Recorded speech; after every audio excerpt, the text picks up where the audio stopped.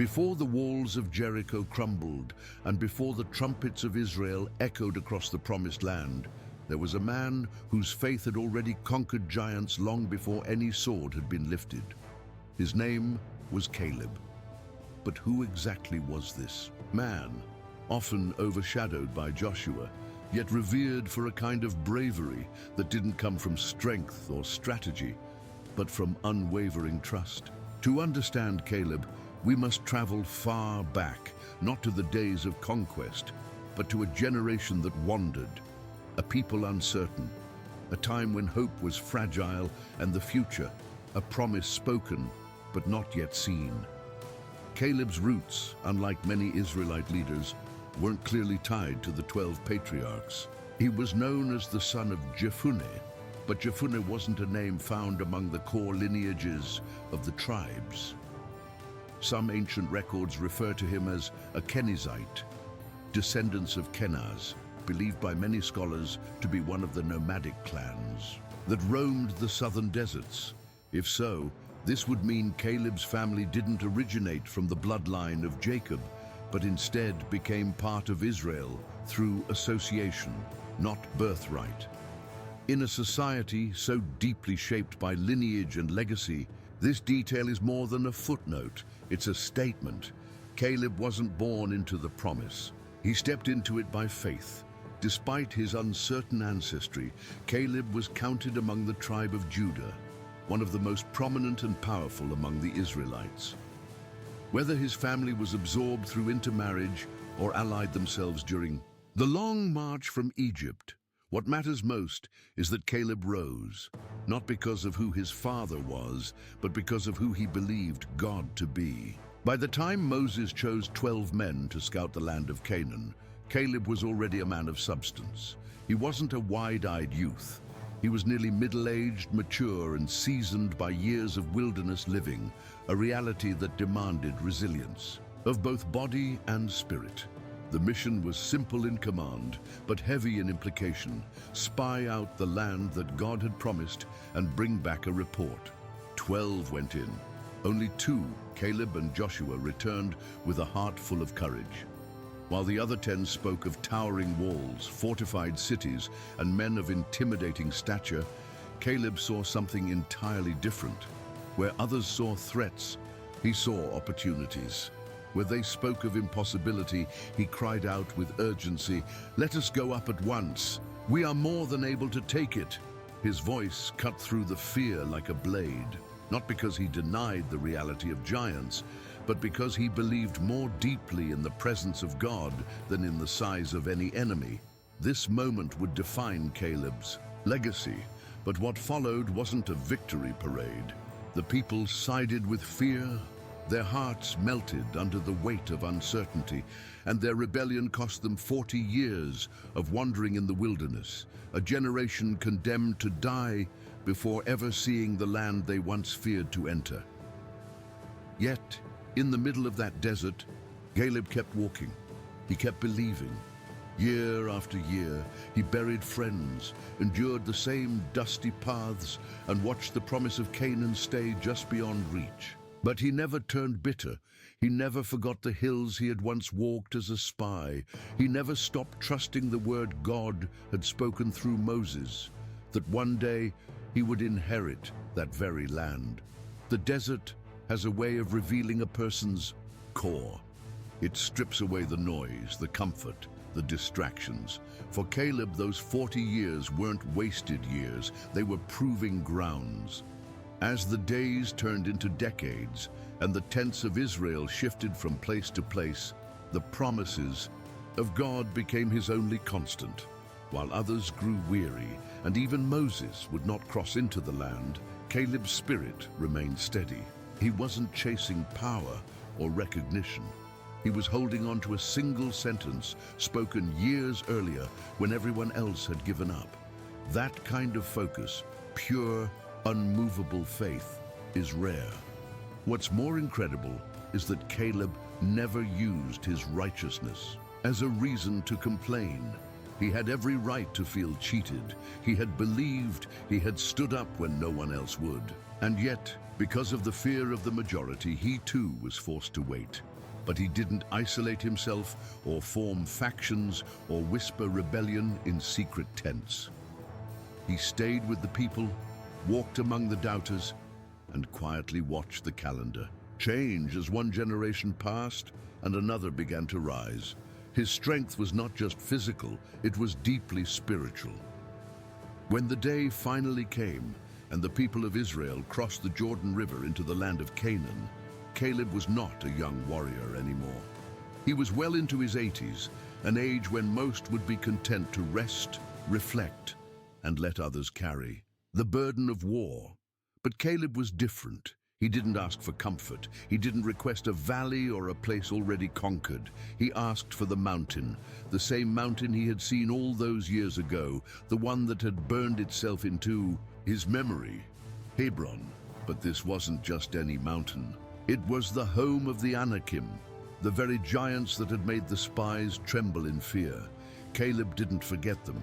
In fact, he asked for their territory specifically, not out of revenge, not to prove himself to others, but to show, after all, this time, that God's promises never fade, and neither does the fire inside a faithful heart.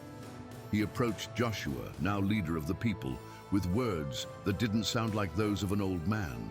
"I am as strong today as I was in the day Moses sent me," he said. Whether that strength was physical, mental, or spiritual, it didn't matter. What Caleb was really declaring was this: time had not eroded his confidence in God. The giants were still there. The challenges had not disappeared, but neither had the promise. And so, with permission granted and sword in hand, Caleb ascended Hebron. This was not a symbolic gesture. This was war. And the giants, descendants of Anak, men of terrifying size and reputation, still lived there. But they were no match for someone fueled by 45 years of divine assurance. Caleb drove them out, every last one. The mountain became his, the legacy sealed, and the story etched into the heart of Israel. But perhaps the most powerful part of this chapter isn't Caleb's victory, it's his spirit. He didn't retire, he didn't seek to be served. He stood when few remembered why they had started walking in the first place. And when he conquered the mountain, he gave it a name soaked in meaning, Hebron, a place that means association or friendship. It's no coincidence. For Caleb, this land was not just a reward, it was a reunion, with purpose, with calling, and with a God who never forgot his promise. And now let me ask you something personal. What giants are standing on your mountain?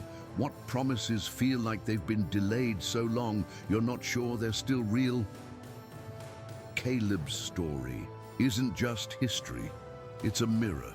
It shows us what faith looks like when everyone else gives up, when time stretches further than we thought we could endure, and when we dare to believe, not just in the dream, but in the one who gave it. If this part of Caleb's journey moved something inside you, if it made you reflect on your own long waits, your own inner deserts, take a moment to do something with that. Subscribe to our channel, but don't do it just because I said it. Do it as a way of saying, I'm still climbing my mountain. Let this be your moment of courage. And here's a different kind of question, one we don't ask often. What's your Hebron? What's the land you once saw, but life made you wait for? I'd love for you to share that in the comments, not just for us, but for everyone watching who might still be walking through their desert. Your words might be the faith someone else needs to keep moving forward. As Hebron fell into the hands of the one who had never stopped believing, a quiet reverence settled over the land. Caleb's victory wasn't just physical, it was generational. What he claimed with his faith was not only for himself, but for those who would come after. That mountain, once a symbol of fear and impossibility, now stood as a monument of perseverance, courage, and the kind of endurance that only comes from walking closely with God. But what's truly astonishing is what Caleb did after he conquered Hebron. He didn't retreat. He didn't hold on to it with clenched fists. Instead, he offered land to others. He gave his daughter Axa a portion of the inheritance, not just what was asked, but more, upper and lower springs. That's the heart of a man who doesn't just win, he multiplies blessings. He had learned through the long road and the long wait that victories are sweetest when shared, that legacies aren't built through possession, but through generosity and vision. Caleb never allowed bitterness to grow roots. Imagine how easy it would have been to become cynical over the years, to look around at a people who hadn't believed, to see their children inherit what their parents had feared to claim. But Caleb never hardened. His heart, even in old age, remained tender, fierce in battle but humble in spirit. That balance is rare and deeply needed in any generation. His life speaks volumes to anyone who has ever had to wait longer than expected, to the ones who have seen others fall away, change paths, or let go of dreams that once felt so real. Caleb reminds us that time doesn't cancel purpose. Delay doesn't mean denial. And even when you feel like the only one left still believing, sometimes that's exactly the kind of person God wants to use. We live in a time when giving up has become almost fashionable, when quitting is dressed up as self-care and patience is often misunderstood as passivity. But Caleb shows us that the loudest faith is often the one that says nothing and just keeps walking, keeps showing up, keeps trusting, even when the days are dry and the giants still roar in the distance. And when the moment comes, when the opportunity to rise again presents itself, those who have walked faithfully won't need to make speeches. Like Caleb, they'll simply say, "I'm ready now as I was then," and move forward into the very thing they never stopped believing for. So here's how we end this story. Not with a farewell, but with a question. Where are the Calebs of today? Where are those who, though bruised by time and weathered by years, still carry an undimmed fire in their chest? Who still remember the vision? Who still see the mountain? Who still believe that giants don't stand a chance when God has spoken? Maybe that's you, and if it is, then this isn't just a video, it's a call. Let your story echo what Caleb lived. Be faithful when it's not popular. Be bold when fear tries to shout louder. Be generous even when you've waited decades to receive. And when your moment comes, take the mountain. Now, if this story touched something in your soul, I want to invite you to become part of this growing family we're building here. Subscribe to the channel, but don't do it as a routine click. Do it because stories like this matter, because people like you matter, and because a community of faith, courage, and resilience needs your voice in it. And more than that, I want to hear from you. What's your Caleb moment? Have you had to wait longer than everyone else? Did you ever feel alone in your faith? Or maybe you've already conquered your own mountain, and now you're standing at the top wondering who needs to hear what you've been through. Tell us your story in the comments. Not a perfect version, just the real one.